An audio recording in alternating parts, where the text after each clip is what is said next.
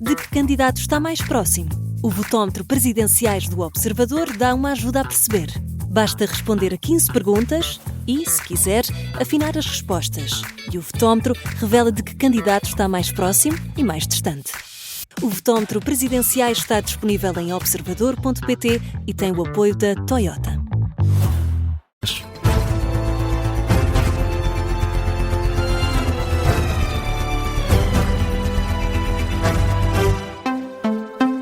Atualizamos as notícias com o Vasco Maldonado Correia. O aeroporto de Lisboa vai ser reforçado com 10 militares da GNR já a partir deste sábado. Depois de receberem uma ligeira formação na sexta-feira, essa é a expressão usada por fonte policial à agência Lusa, os militares da GNR vão ser colocados na zona das chegadas para fazer o controle de passaportes. É uma notícia que chega um dia depois do Governo ter anunciado um reforço imediato da GNR como medida de contingência no aeroporto Humberto Delgado para reduzir os tempos de espera. Outra das medidas para diminuir as filas foi a suspensão imediata do Sistema Europeu de Controlo de Fronteiras para cidadãos extracomunitários durante 3 meses. A Comissão Europeia já avisou que vai pedir mais detalhes a Portugal sobre esta interrupção.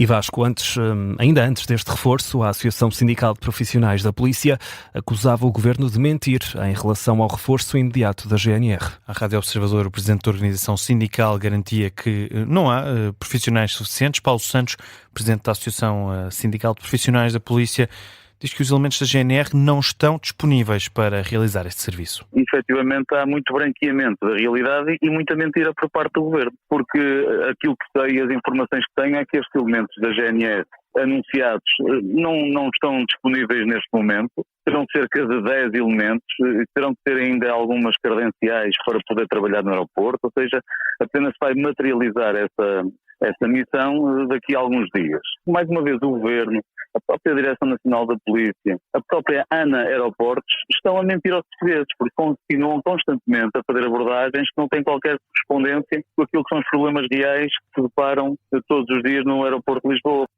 Presidente da Associação Sindical de Profissionais da Polícia, em declarações à Rádio Observador, Paulo Santos pede seriedade ao Executivo para resolver os problemas do setor de vez. Esta manhã, 6 pessoas ficaram desalojadas na sequência da explosão que destruiu por completo alguns apartamentos num edifício em Lisboa. A explosão deu origem a um incêndio num prédio na rua Alexandre O'Neill, em Alcântara.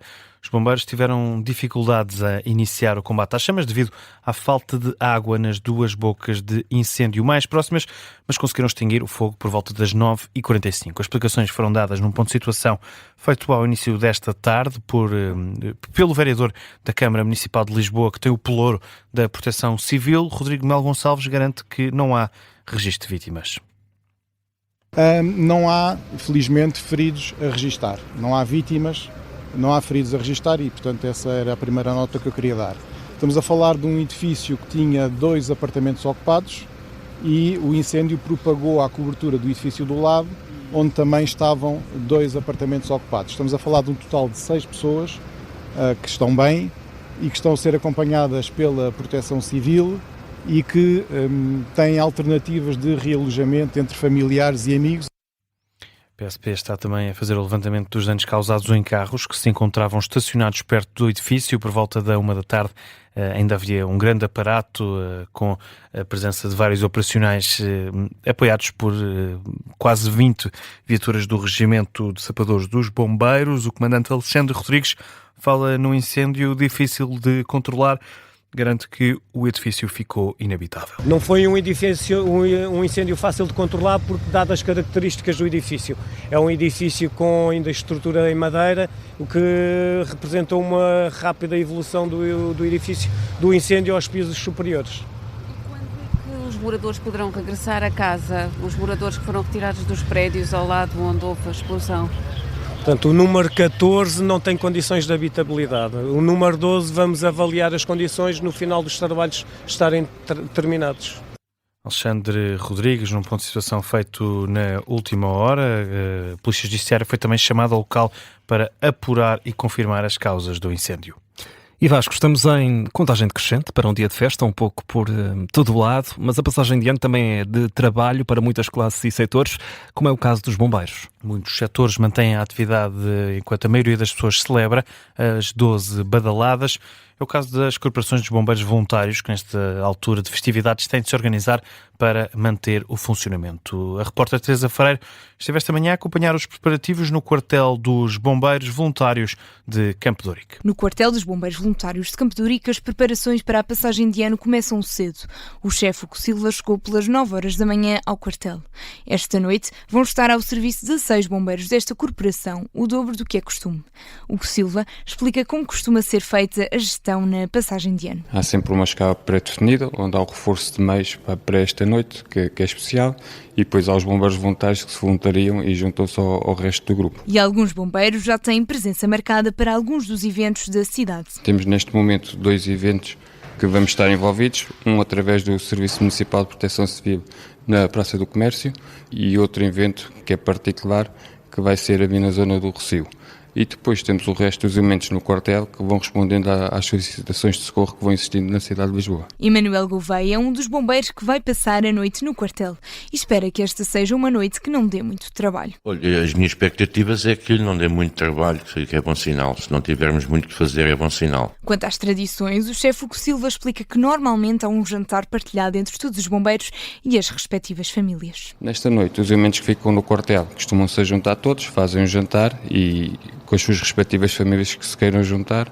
Quando não há ocorrências, encontram-se no quartel e convivem. Quando há ocorrências, respondem a elas, deixando o jantar para trás. Emanuel Gouveia já trabalhou muitas vezes na passagem de ano e admite que a tradição costuma ajudar a passar a noite. Sim, acaba por facilitar a passagem da noite, tendo em conta que vamos estar cá com as nossas famílias também, mas sempre prontos para responder a qualquer ocorrência que surja. Prontos a responder a qualquer ocorrência que surja. É assim que vão estar os bombeiros voluntários de Campo de Ourique nesta noite de passagem de ano.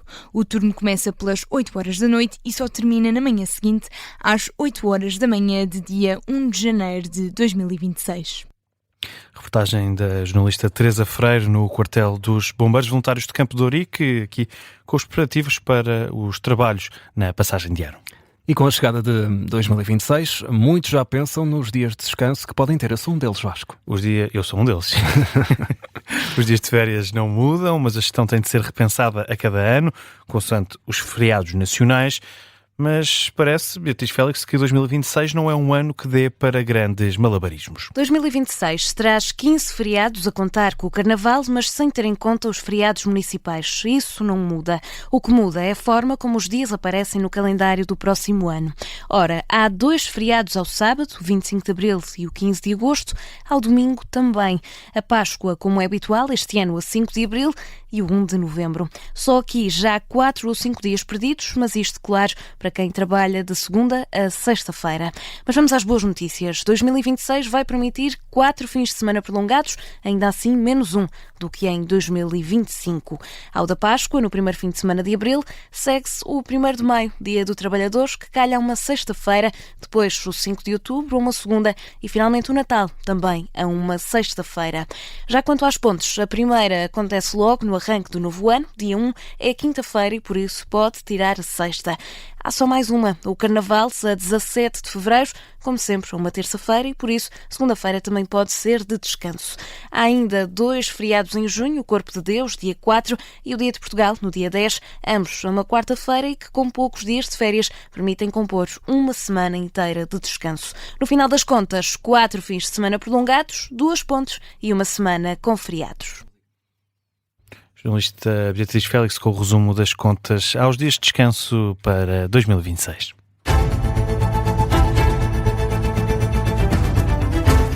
13h08, atualizamos a informação de âmbito local na Rádio Observador. Começamos por Matosinhos, que vai deixar de cobrar a taxa turística em dormidas com menos de 4 horas e em estadias de 3 meses ou mais em parques de campismo ou para caravanas. A autarquia explica que a medida se destina a garantir uma cobrança mais justa e equilibrada, ajustada à realidade local. O município de Oeiras está a desenvolver um novo ecossistema ecológico. O projeto vai funcionar como acelerador para startups e projetos de tecnologias de dupla utilização.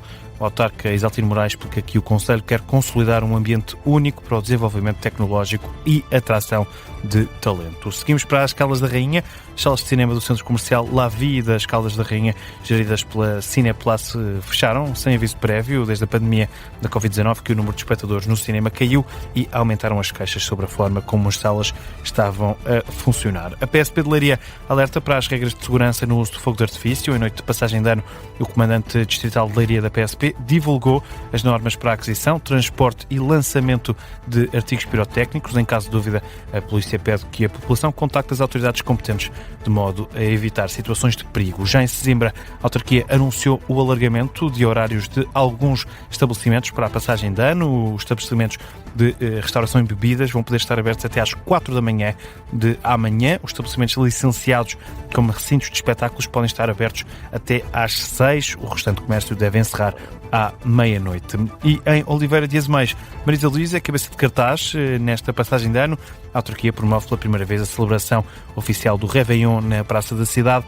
As festividades já começaram ontem. Hoje a música começa às 10 da noite para receber o novo ano. Marisa Liz sobe a palco à meia-noite e um quarto. Fica aqui uma ótima sugestão para a passagem de ano até perto de mim, Oliveira das Azeméis. E vais a tempo ainda? Não, mas eu vou passar em casa, em São João da Madeira. Fica por aqui o Jornal das 3 com o Vasco Maldonado Correia.